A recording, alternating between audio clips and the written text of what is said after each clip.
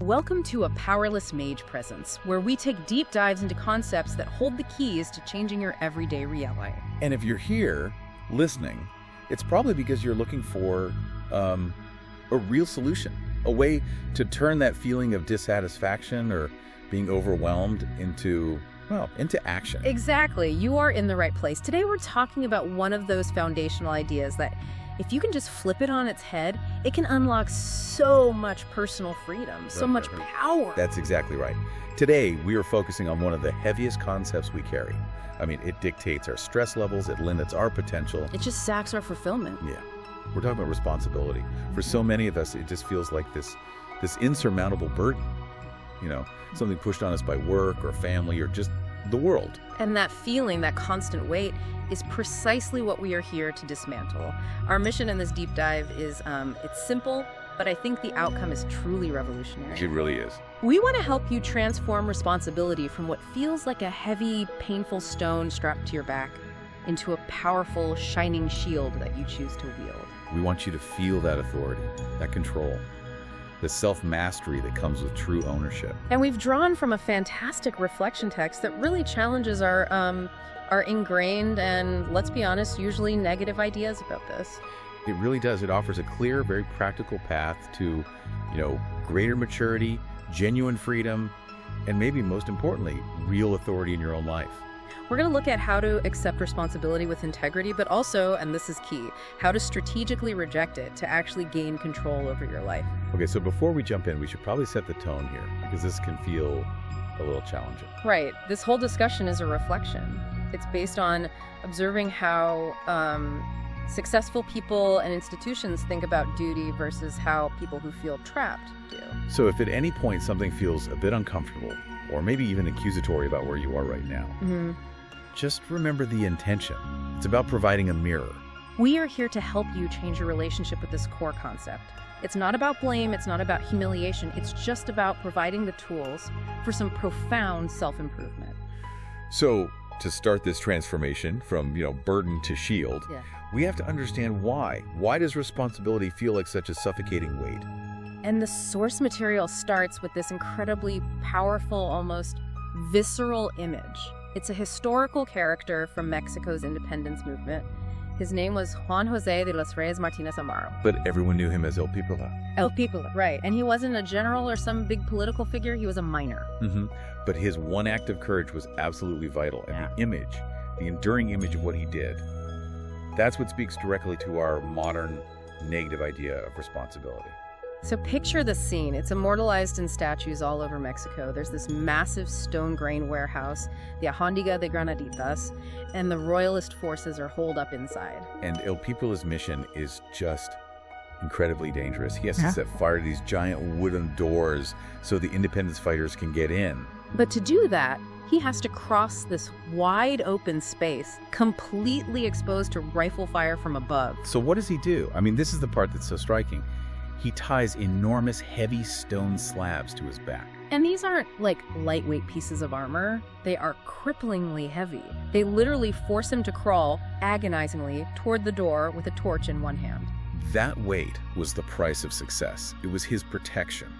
The stones let him absorb the shots long enough to reach the doors and set them on fire. A huge sacrifice. It took immense physical effort. And this is where the source begins its analysis. Yeah. It points out that, beyond the heroism of it all, which is undeniable, it's that raw, burdened posture that's so striking. It's a perfect mirror for how we see responsibility today, isn't it? The perfect mirror. Yeah. We carry these responsibilities, work deadlines, bills, family expectations, and they feel exactly like those enormous and heavy stones. They weigh us down, they stop us from moving freely, from standing tall. We end up on our knees, crawling through life just to survive the rifle fire of daily problems and criticism. Yeah, and we might get the job done. We might burn the door down, but it costs us our freedom, our speed, our joy. We become defined by the weight, not the purpose. The stone is for protection, but it dictates this slow, painful way of living. That crawling posture, it just screams exhaustion. You're not steering your life, you're just surviving. And this feeling is so common, so pervasive in our culture that it actually changes how we behave. Oh, it absolutely does. The source describes our current environment as a perpetual game of dodgeball. I love that analogy. Think about it in an office or even a family. Someone asks, who's responsible for this mistake? And what's the immediate gut reaction from everyone in the room? You tense up, you get ready to dodge. Because in our cultural programming, if that dodgeball of responsibility touches you, it means something bad has happened. You're guilty, you're about to be penalized. We see it as blame, 100%. Not as an opportunity, not as authority. It's just a penalty for being involved. Yeah. And because we all have that shared aversion, we spend so much energy trying to delegate or deflect or just plain ignore our obligations instead of actually solving the problem. The energy we spend dodging is massive. We're so busy dodging the stones being thrown at us that we completely miss the point that those very stones, if we chose them and strapped them on correctly, could be the armor that lets us move forward. They could be our strength, not the cause of our collapse. And that's the core challenge we're presenting to you right now. It's a huge shift in perspective, to move from being the perpetual victim of your obligations to becoming the proactive master of your choices. We need to stop seeing the stone and start seeing the shield. But that shift, it does require acknowledging the weight, feeling what you're already carrying. Reflective question, #1. How often do you feel like you are crawling through life under the weight of your perceived responsibilities? Consider the things you carry every day. Are they truly helping you achieve a defined goal, or are they simply forcing you to move slowly and painfully, sapping your energy for unnecessary reasons? Okay, so now we get to the absolute heart of the argument, the key insight that starts that transformation from crawling to standing tall. And it's all about why we play that game of dodgeball in the first place. Exactly.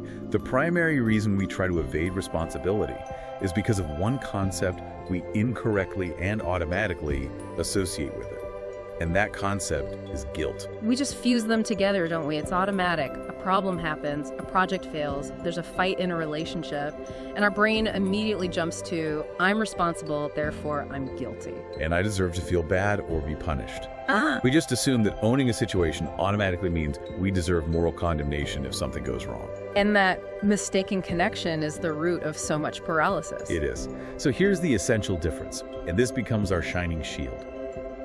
Being responsible for something does not mean being exempt from failure or bad outcomes. Right.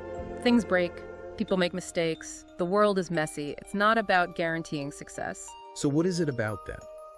The true meaning is entirely proactive. It's pragmatic. Being responsible means you must actively seek solutions. You must care for and protect that which is in your charge. So if your team's project fails, you're not necessarily guilty of the failure. There could have been a dozen external factors. Correct. But you are absolutely responsible for finding out why it failed, for cleaning up the mess, and for putting systems in place so it doesn't happen again. Guilt is completely unnecessary for that process. In fact, it's a distraction.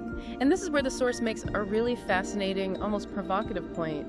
It argues that guilt, as we think of it, isn't even a real constructive thing. It's just something we use. Society uses it to justify feelings of discomfort, of indignation. It's an easy emotional shortcut. Think about what guilt actually does. It makes us feel terrible, which tricks us into thinking we're paying the price or doing some kind of necessary emotional work.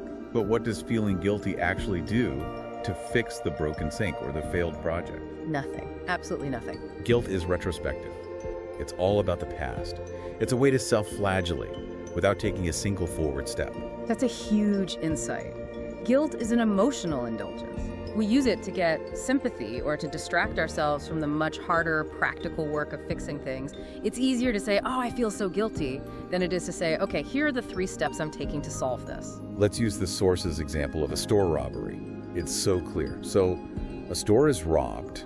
The emotional reaction is what? Rage, indignation. You want to point fingers. Right, and pointing at the criminal as guilty or even blaming the owner for not having enough security, it feels emotionally satisfying. It justifies the awful feeling of violation. But feeling indignant doesn't unrob the store. It doesn't fix anything. The responsible action is different. It's identifying the assailant as responsible for the crime. That's a practical legal definition. Holding him accountable, having him serve a sentence. Those are concrete actions. They're solutions. And the owner is responsible for rebuilding, for reviewing security, for supporting their employees. The focus shifts entirely from this useless circular feeling of blame to the pragmatic work of managing consequences and ensuring safety. That's responsibility. Nobody in that chain needs to feel paralyzed by guilt to do what needs to be done. And when you finally grasp that distinction, that guilt and responsibility are separate things, the entire concept transforms. It stops being that heavy stone of shame. And it becomes what we've been talking about, a shining shield, a symbol of maturity, control, and real freedom. You stop being a passive victim of your circumstances. You gain immediate, powerful control over your actions. The source compares it to gym weights. They're heavy at first, they're uncomfortable, your first instinct is to just drop them. But the more you choose to lift that burden, the more familiar you become with it, the lighter it feels relative to your own strength. And in that process, you get stronger. You aren't just carrying the weight anymore. You're internalizing the strength required to carry it. And that's the heroic mindset the text describes. Accepting responsibility turns you from someone just reacting to life into an authentic hero steering their own course. And people naturally respect that. You see it with El Pipola.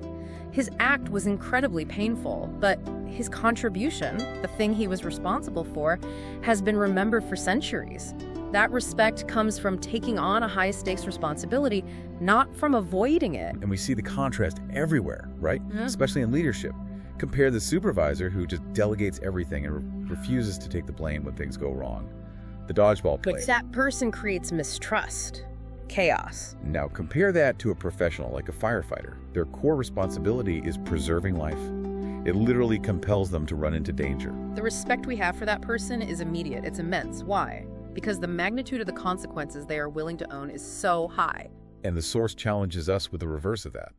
Compare a truly responsible supervisor, one who helps their team solve problems, to a firefighter who avoids the fire and leaves people trapped. The sense of moral failure for the firefighter is it's infinitely greater. And that's the key takeaway. Responsibility is judged not by how uncomfortable it makes us, but by the size of the consequences when we ignore it. Guilt. Guilt is just the emotional camouflage we use to justify reality when we fail. Let's just hit that one more time. Guilt is an excuse. It's a distraction from the forward-looking process of solving problems. Reflective question, #2. If you view responsibility purely as a shield of control and authority, instead of a stone of inevitable guilt, what area of your life would you take control of right now? What project, relationship, or personal goal have you been treating like a heavy, guilt-inducing burden that could immediately become a source of authority?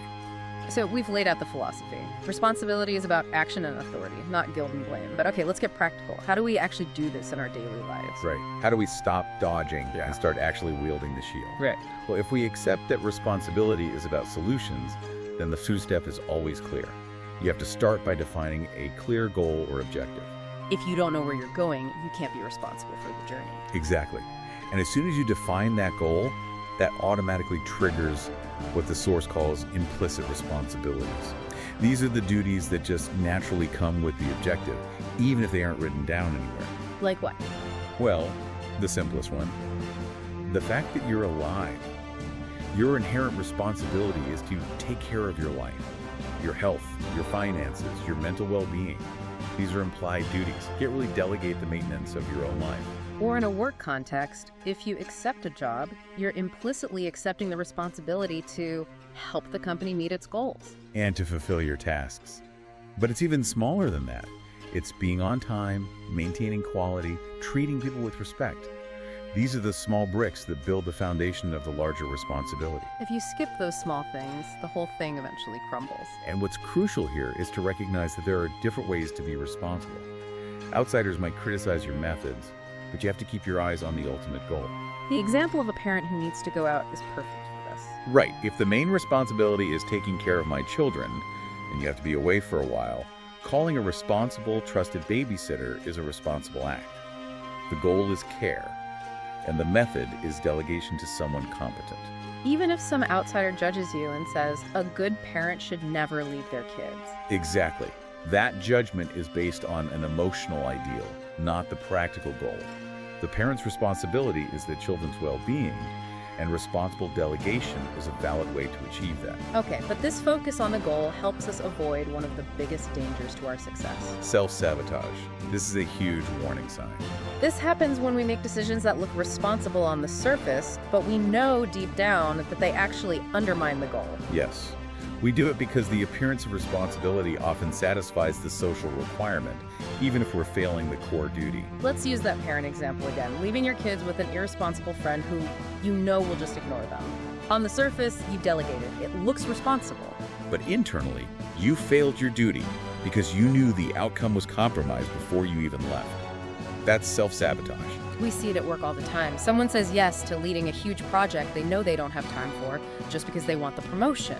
The appearance of leadership is there, but the core responsibility, the project's success, is already in jeopardy because of their own lack of integrity. True responsibility requires honesty. Okay, so let's talk about when things go wrong. Because they will. Failure is inevitable. And when things break, the role of the responsible party is to resolve them, or, if they can't, to accept the consequences. This is where the shield of control really comes into play, because you're being proactive. The source uses a really simple example for this. Yeah. Your house sink fails. You, the owner, are responsible. You have a few responsible options. Option 1, direct action. If you know how, you repair the sink yourself. You exert control through competence. Option 2, you delegate. You don't have the skills, so you use your resources, your money, to call a plumber. Control through strategic delegation. And then there's option 3. And this is the one that takes the most integrity. What's that? If you don't have the knowledge to fix it, or the money to call a plumber right now, the responsible thing to do is to close the stopcock and go without a sink until you can get the knowledge or the resources. Wow. Okay. This is maybe the most powerful display of responsibility. It's a conscious choice to limit the damage. You accept the immediate discomfort of not having a sink to prevent the catastrophe of a burst pipe in a flooded house. So as long as you understand and accept the consequences of your actions, you're being responsible. Exactly. The only truly irresponsible choice is to ignore the problem and let it get worse. Yeah. That's surrendering all control. And yet, a lot of people would criticize option 3, wouldn't they? They'd say you should be able to afford a plumber. They would. And that external criticism is exactly what leads us into the victim narrative. Instead of owning our responsible decision, I chose to turn off the water to prevent a disaster. We fall into complaining. That's the self-sabotage that happens after the decision. We change the story from, I had to close the water intake, to the passive voice. The water intake had to be closed. As if some outside force did it to us. We remove our own agency from the story. And by complaining, you immediately reduce the value of the responsible choice you just made. You put yourself back in a position of guilt or victimization. You drop the shield and go back to crawling. Now, we need to be careful here because the source says venting can be useful. It can be, but only when it's done strategically, at the right time, in the right place, with the right person, and with the goal of actually solving something. Healthy venting is about processing stress so you can move forward. The danger of unhealthy complaining is that you just relive the failure over and over. You get stuck in a loop of victimhood, reinforcing the idea that you have no control. That's why it's so draining. Reflective question #3. In a recent challenging situation, a conflict, a financial squeeze, or a mistake, did you focus on solving the problem and taking control? Or did you fall into complaining, thus reducing the value and ownership of the responsible decision you already made? So we've covered the philosophy, we've covered the mechanics of acceptance. Now we get to the final and maybe the most mature and liberating part of this whole deep dive. Which is? Understanding that sometimes the most responsible thing you can possibly do is not accept a responsibility. That flies in the face of what we're taught, doesn't it? That being an adult means saying yes to every duty that comes your way. It does. But the source argues that responsible rejection is absolutely crucial for integrity, for maintaining your own capacity, and for preventing future failure. So how do you know when to say no? You have to enter what the source calls an inventory phase. Before you commit to any new chosen responsibility, you have to do a sober, honest evaluation. So it's like a checklist you run through in your head. Exactly. First, you assess your existing capabilities. Yeah. Do you have the skills, the energy, the emotional bandwidth right now? Second, you weigh what the new obligation truly implies, the hidden costs, the time, the worst case scenario. Okay. Third, you consider the consequences of taking it on, the good and the bad. And fourth, and this is the one we often miss, you weigh the consequences of not taking it on. Will you lose an opportunity? Will you face some social judgment? And only after that honest assessment can you make the mature decision to reject it. And this phase is so important because most people just bypass it entirely. They say yes because of false ideas or social pressure. The simple analogy of a kid wanting a pet really illustrates this. Well, perfectly. A child wants a pet because their friends have one. They're only focused on the fleeting happiness of fitting in. They completely ignore the implication.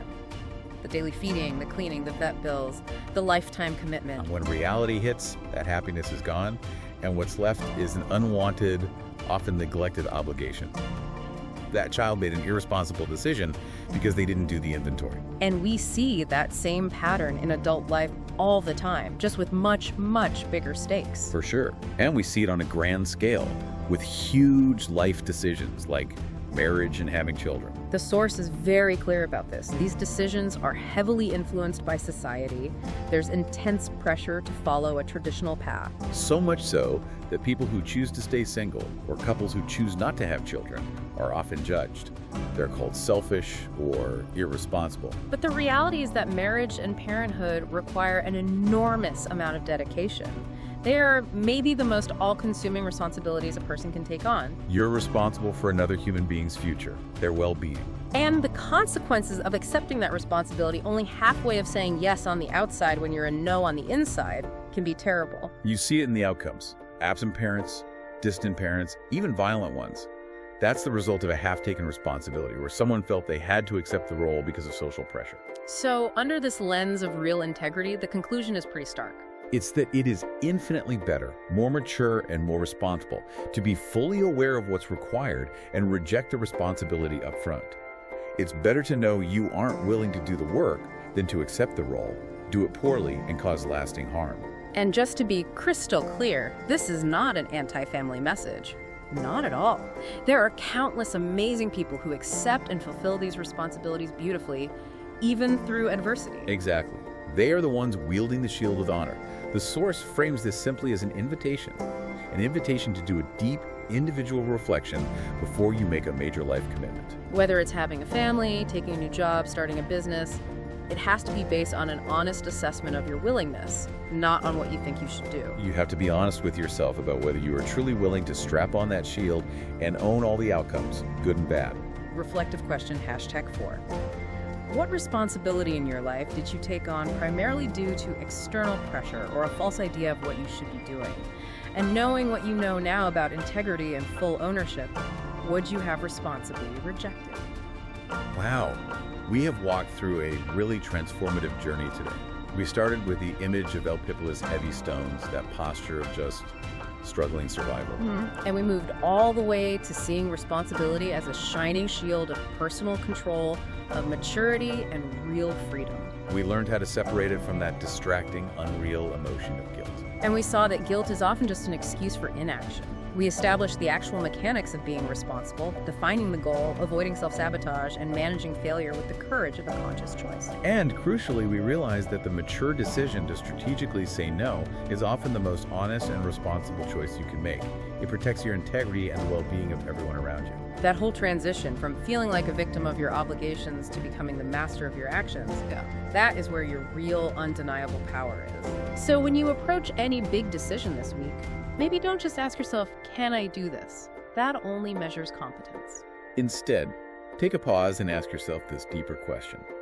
Am I willing to accept and own all the potential consequences, both good and bad, of this decision without falling into the trap of guilt or perpetually complaining? Don't simply take our word, put everything you heard here to the test. Make this knowledge truly yours. We invite you to share your ideas, your thoughts, and your experiences in the comments section below. If you enjoyed this deep dive or found it useful, please like the podcast and subscribe to learn more about similar topics. Remember, the power is yours. I've been running from the walls I built inside, dodging every call. I'd rather hide than try, afraid to clutch the weight I thought it dragged me down, like bullets in a game where no one hears the sound. Guilt whispered in my ear that I'd be to blame if I took one step and